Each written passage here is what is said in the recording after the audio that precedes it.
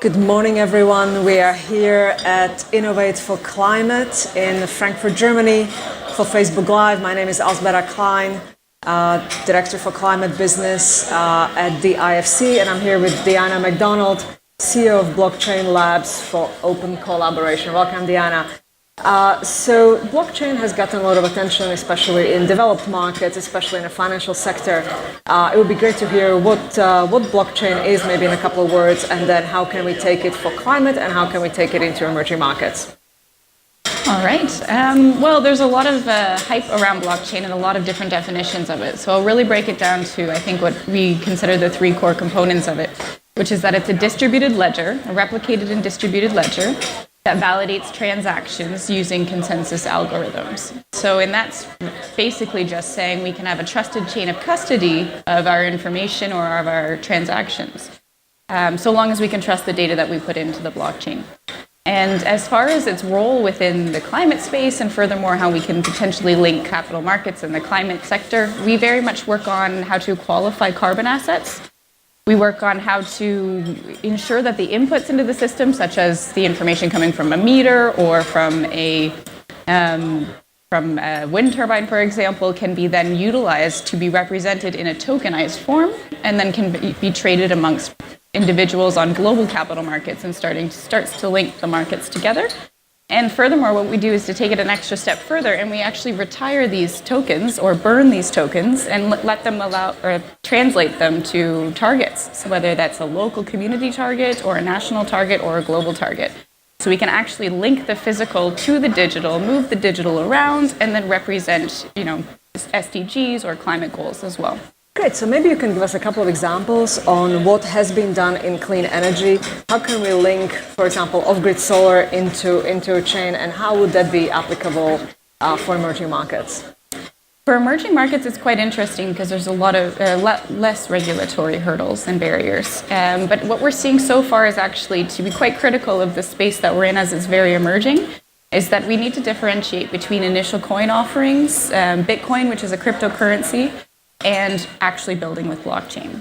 And whereas initial coin offerings are actually kind of unregulated securities to raise funds, they don't necessarily represent anything of value, and these coins aren't linked to the physical world. And have you seen any ICOs in emerging markets? Yes, quite a few. Even countries have been doing them. Venezuela wanted to run an ICO and back it with oil, actually. Okay. And in general, yes, it's all over the world. Basically, you just create a white paper of an idea, put that out on the internet, and raise funds to kickstart that idea. But the funds aren't traced necessarily. It's not regulated in any way. And in fact, we have very big problems with taxation and how to kind of manage the system. And it's different from actually building with the technology. And that's the difference that we need to really distinguish, because it looks like there's a lot going on in this space, especially within climate. You'll hear about different types of solar coins or tree coins, but in fact, they're not necessarily actually building technology yet, they're just raising funds. Mm-hmm. But that being said, there's a lot of work going on within IoT and within different types of technologies that are being applied that blockchain could help link together in this space. And I think that's really where we're going to see real innovation in the emerging markets as well, because this allows anybody with a smartphone essentially to be able to securely transact things. And if we're able to represent the physical world, such as our environment or our local solar energy in a coin form or in a tokenized form, and we're able to trade them and know that we don't have any double spending, that we have interoperability, or we can change anything from a solar coin to a wind coin, for example, then we're actually empowering a lot of individuals to be able to generate their own energy and to retrofit their current existing systems to do so. So give us an example. If we were to take a community that is currently off-grid, take Bangladesh, we are putting solar panels on their rooftops in a community, and they can provide power to each other, solar coin, if you will. How would that look like? What would be the benefit and advantage of using the technology that you just described? Well, in that circumstance, it's actually a question as to whether or not the community would want to take on that responsibility themselves. The reason we have utility companies, for the most part, is because we allow them to make those decisions for us as to how we trade our energy. And usually that's quite transparent. In the case of developing context, this could be an interesting way for communities to be able to essentially qualify their assets or their their energy that they're producing and sell that energy on global markets. I think that's where it'll be quite interesting, rather than the peer-to-peer exchange model, which we cannot yet validate, and furthermore, which requires a lot more technology than just blockchain.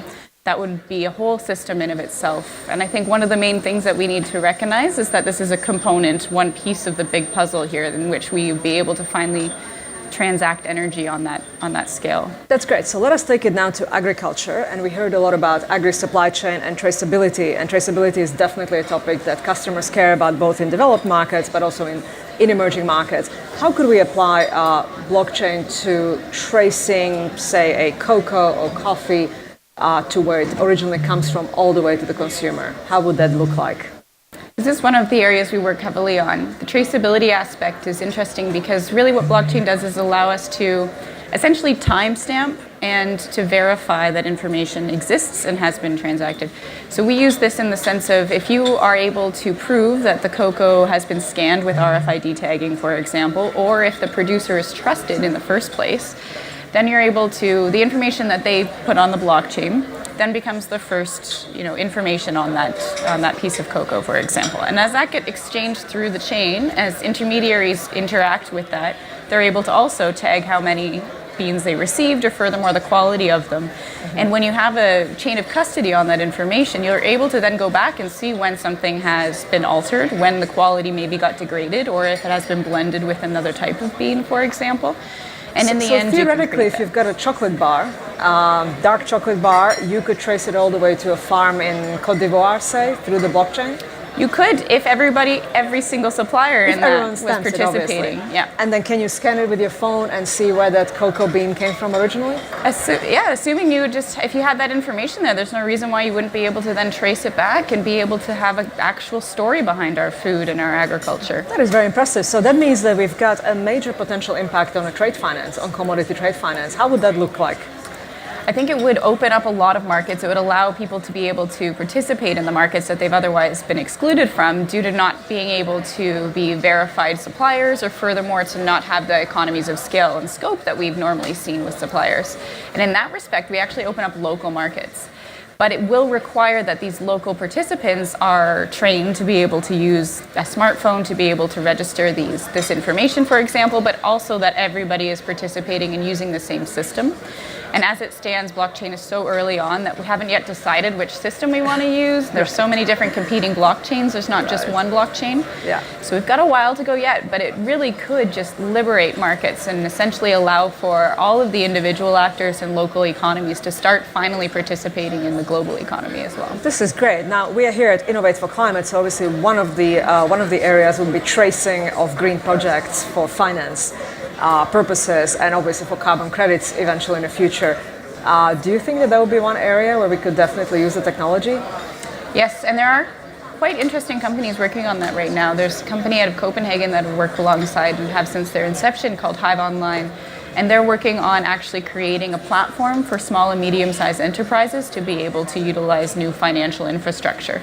And they actually qualify the investments made, they'll qualify those that they're investing in, and they'll provide you with a reputation history that is actually immutable. And in that sense, then you actually can take in, when you do donate money or when you receive money, for example, you're able to create that traceability that it has been used the way you said it was used. You can link that to the real world, so you can say, you're sending me money to build a solar farm. Once that solar farm is installed, I have a proof of receipt, and that goes back into the system that gets then sent to you, and you're able to verify your money was used. And then that would be a check on my reputation. And so in the future, when I lend money, I'm able to... Yeah, so you know that this is backed by a real solar asset. Yeah. This is great. So any parting words? We probably have enthusiasts among us in terms of blockchain, but we probably have a few detractors in terms of energy needs of blockchain. Any parting words on how we balance the two for climate? Absolutely. I mean, we have to recognize as well that our IT systems in general have used a lot of our energy in the world's consumption, relatively speaking. So this is nothing new. But we are also working on new ways and new protocols. Right now, the Bitcoin, which has the most amount of energy consumption, is actually based on putting your resources down, like your computational power down to verify a transaction. But in the future, just like the example we just used, we could potentially use our reputations. So instead of me having to dedicate computing resources, which cost a lot of energy, I can instead stake my own reputation to validate a transaction or to validate a certificate, for example, on the blockchain. I think that'll start to emerge, this proof of authority protocol, and that will start to change everything. But we do need to also look into, I mean, if we're applying blockchain to renewable energy, why not use renewable energy to power blockchain as well? I would love to start closing that loop. I think that is fantastic. Deanna, thank you so much for joining us here today and looking forward to working with you. Great, thanks for having me.